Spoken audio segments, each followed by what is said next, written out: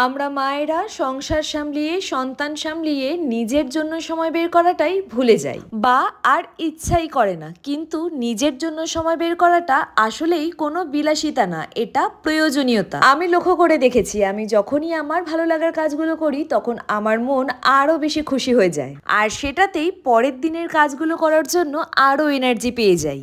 এই যে এখন বাজে রাত 1:45, আমি অর্ডার করেছিলাম আমার জন্য কয়েকটা তুলি। এই তুলিগুলো সকালেই ডেলিভার হয়ে গেছে, কিন্তু পার্সেলটা সোনার সামনে খুলিনি, তাহলে সব তুলিগুলো এদিক ওদিক হয়ে যেত।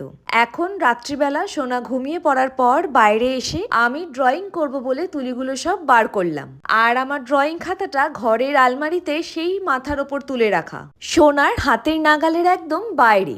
আর এখন যেহেতু অলরেডি রাত 1:45 বাজে, আমি প্রচন্ড ক্লান্ত আর প্রচন্ড ঘুম পেয়েছে। কিন্তু যেহেতু তুলিটা আজকেই আমি কিনেছি, তাই মন থেকে খুবই আঁকতে ইচ্ছা করছিল, তাই ঘুমকে তোয়াক্কা না করে চলে এলাম হল ঘরে একটা বেড কভার পেতে আঁকার সব জিনিস নিয়ে আমি চলে এলাম।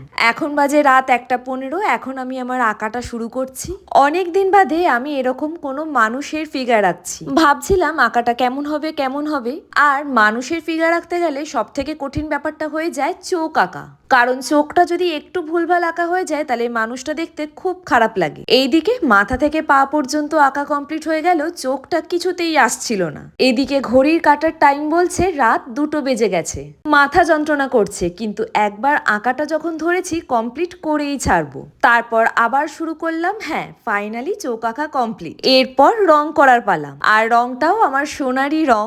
পিন্টারেস্ট থেকেই আঁকাটা খুঁজে বার করেছি, আর আঁকাটা কমপ্লিট হয়ে যাওয়ার পর রং করার পর এত সুন্দর দেখতে লাগবে আমি নিজেই ভাবতে পারিনি। আমার আঁকা কমপ্লিট হয়ে গেছে।